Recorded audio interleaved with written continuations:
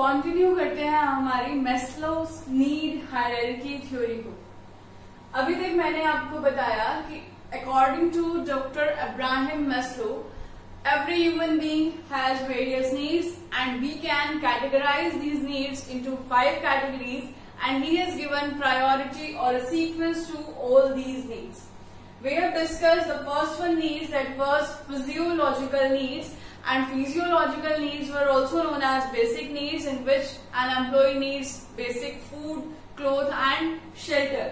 Whereas in security or safety needs, any human being or any employee is requiring his or her economic as well as physical security. Next one was social or affection needs, in which any employee needs sense of belongingness, friendship and various informal relations within the organization. Now come to the next needs, यानी कि fourth number need. Maslow के according किसी भी employ की fourth need हो सकती हैं esteem needs. Esteem needs को आप उसकी स्टेटस नीड्स भी बोल सकते हो। ये सारे नेम्स आपको याद रखने हैं क्योंकि एग्जाम में 1 मार्क में किसी भी तरह से आपके पास क्वेश्चन आ सकता है। और जो मैस्लो की नीड हायरार्की थ्योरी है, मैं आपको ऑलरेडी बता चुकी हूँ, आपकी graduation post graduation competitive exams के लिए भी इम्पोर्टेंट है और सीबीएसई की पॉइंट ऑफ व्यू से भी ये मोस्ट इम्पोर्टेंट टॉपिक है। यानी कि ये पेपर में गारंटेड आता ही आता है मोटिवेशन से topic, Maslow's need hierarchy theory के रिगार्डिंग। तो फोर्थ नीड जो है, जो किसी भी एम्प्लॉय की एक्साइट करती है उसे बेटर वर्क परफॉर्मेंस के लिए, वो है उसकी एस्टीम और स्टेटस नीड्स। एस्टीम और स्टेटस नीड्स में अब उसे क्या चाहिए, किसी भी एम्प्लॉय को चाहिए उसका स्टेटस, जैसे यहाँ पर मैंने लिख भी दिया कि इसको हम स्टेटस नीड्स बोलते हैं, तो उसको हायर स्टेटस चाहिए, उसको ऑटोनॉमी चाहिए, उसको सेल्फ रिकॉग्निशन चाहिए। यानी कि अब आपको क्या करना है, उसको स्टेटस प्रोवाइड करने के लिए अब एम्प्लॉय चाहता है कि मेरे फ्रेंड्स तो बन गए, लेकिन मैं इन फ्रेंड्स में डोमिनेट कैसे करूंगा, किस तरह से मैं बाकी एम्प्लॉयज से खुद को डिफरेंशिएट करूंगा। अगर मेरे पास स्टेटस हो, यानी कि अगर मेरी जो जॉब पोजीशन है वो हायर जॉब पोजीशन हो, मेरे पास अथॉरिटी जो है वो ज्यादा हो, तो मैं ज्यादा स्ट्रांगली बिहेव कर सकता हूं अपने फ्रेंड सर्कल में भी और अपने सबॉर्डिनेट्स के सामने भी। उसको सेल्फ रिकॉग्निशन चाहिए, उसको प्रेज चाहिए उसके काम के लिए। यानी कि जब भी वो कुछ अच्छी वर्क परफॉर्मेंस देता है तो अब उसको हायर सैलरीज नहीं चाहिए होंगी, उसे क्या चाहिए, उसके लिए रिकॉग्निशन चाहिए कि सबको पता चले कि इस पर्टिकुलर एम्प्लॉय ने हमारी ऑर्गेनाइजेशन के टारगेट्स को अचीव किया है या फिर अचीव करने में हेल्प की है। तो ये जो एस्टीम और स्टेटस नीड्स है, इन्हें कोई भी ऑर्गेनाइजेशन फुलफिल कर सकती है बाय गिविंग प्रमोशन। आप प्रमोशन देकर उसकी एस्टीम नीड्स को फुलफिल कर सकते हो, या फिर हायर अथॉरिटी प्रोवाइड करके भी हम उसकी एस्टीम नीड्स को फुलफिल कर सकते हैं। इसके अलावा अगर उसे रिकॉग्निशन चाहिए तो आप उसको अवार्ड्स दे सकते हो, नोटिस बोर्ड पर, डिस्प्ले बोर्ड्स पर उसके नेम को डिस्प्ले कर सकते हो, उसको सर्टिफिकेट दे सकते हो, उसको मोमेंटोज दे सकते हो। तो इस तरह के बहुत सारे मेथड्स हैं जिससे हम किसी भी एम्प्लॉय की एस्टीम नीड्स को फुलफिल कर सकते हैं। अगर आपने किसी भी एम्प्लॉय की वर्क परफॉर्मेंस को लिंक कर दिया उसके प्रमोशन से, तो यानी कि आप उसकी कौन सी नीड्स को सेटिस्फाई कर रहे हो या फिर आप उसकी कौन सी नीड्स को रिकॉग्नाइज कर पा रहे हो, वहां पर उसकी एस्टीम और स्टेटस नीड्स को आप रिकॉग्नाइज कर पा रहे हैं। नेक्स्ट एंड लास्ट प्रायोरिटी दी है मैस्लो ने किसी भी एम्प्लॉय की सेल्फ एक्चुअलाइजेशन नीड्स को।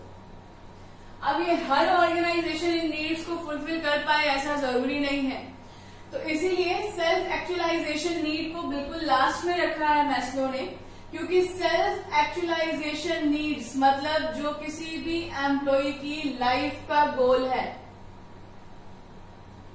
यानी कि फाइनल एम ऑफ हिज और हर लाइफ, यानी कि वो अपनी लाइफ के अंदर, टोटल लाइफ स्पैन के अंदर वो खुद को कहाँ पर देखना चाहता है, यानी कि उसके लिए फाइनल अचीवमेंट क्या है, जो फाइनली वो अपनी लाइफ में खुद के लिए डिस्कवर करना चाहता है, खुद के लिए उसकी एक्सपेक्टेशंस हैं, उसी को ही हम यहाँ पर सेल्फ एक्चुअलाइजेशन नीड्स बोल रहे हैं। जैसे मान लिया कि कोई एम्प्लॉय है, वो एम्प्लॉय काम तो बहुत अच्छा कर रहा है लेकिन वो क्रिकेटर बनना चाहता है, कोई और प्लेयर बनना चाहता है, कोई म्यूजिशियन बनना चाहता है, कोई पेंटर बनना चाहता है। उसकी लाइफ का गोल है कि वो एक दिन ऐसी आर्ट प्रेजेंट करे कि सब उसकी प्रेज करे। तो वो सारी नीड्स क्या है, उसकी सेल्फ एक्चुअलाइजेशन नीड्स हैं, जो उसके लाइफ गोल्स को रिप्रेजेंट करती हैं। और सेल्फ एक्चुअलाइजेशन नीड्स ऐसी नीड्स हैं जो बिल्कुल लास्ट में किसी भी एम्प्लॉय को एक्साइट करती हैं, एनकरेज करती हैं बेटर वर्क परफॉर्मेंस के लिए। अब पॉइंट ये आता है कि organisation in self actualisation needs के लिए क्या कर सकती है।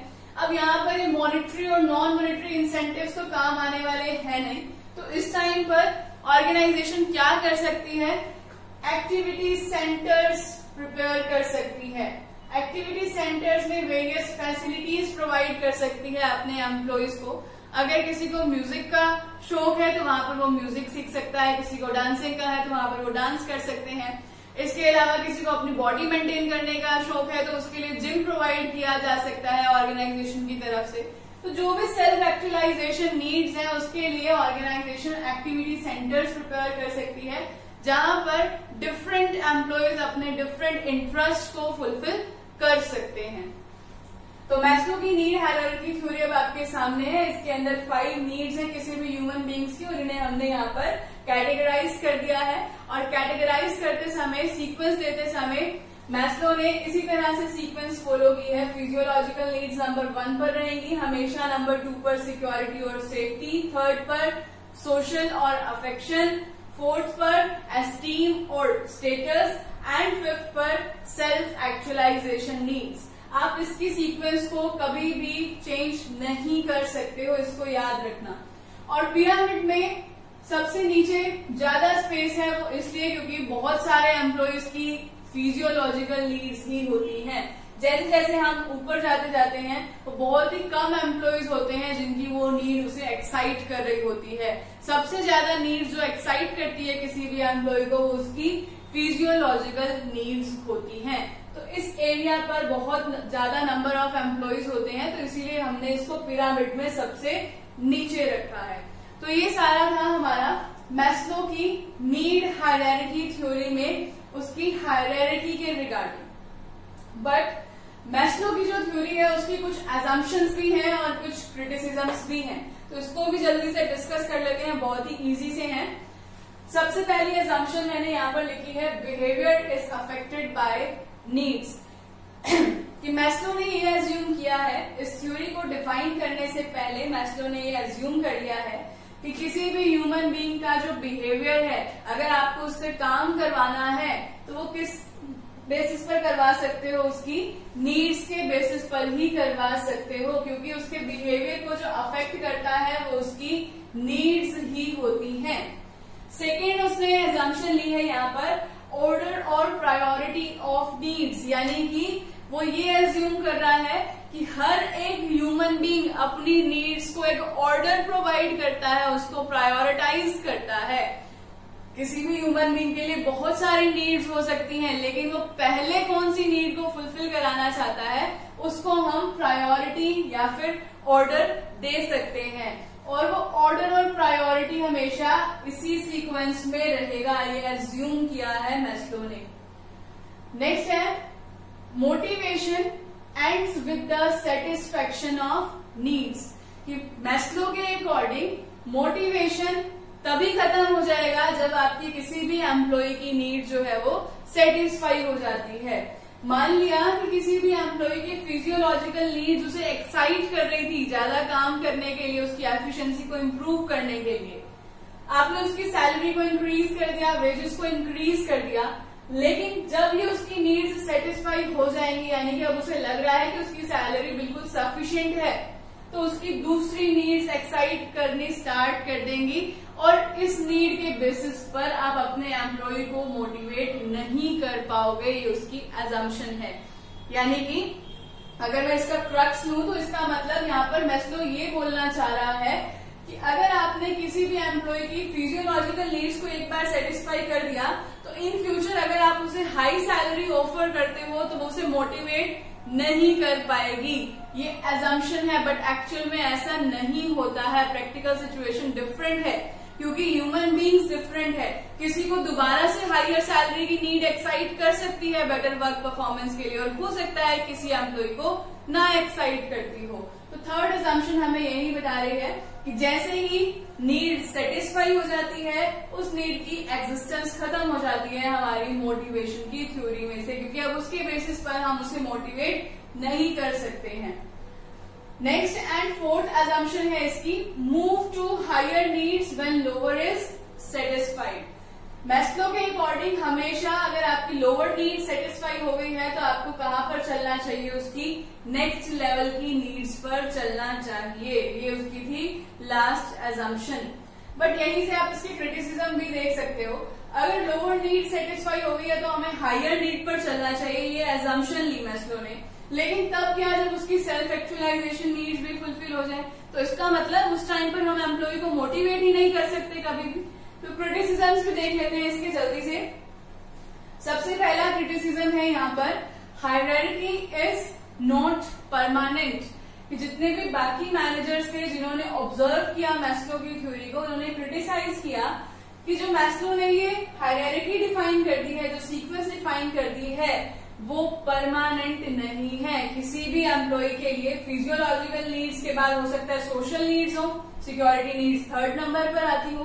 किसी के लिए फिजियोलॉजिकल नीड्स से पहले ही सोशल नीड्स आती हो, किसी के लिए एस्टीम नीड्स थर्ड नंबर पर हो। तो यहाँ पर क्रिटिसिज्म में हमारा फर्स्ट पॉइंट यही है कि ये सीक्वेंस जो है वो परमानेंट नहीं होती है किसी भी ह्यूमन बीइंग के लिए।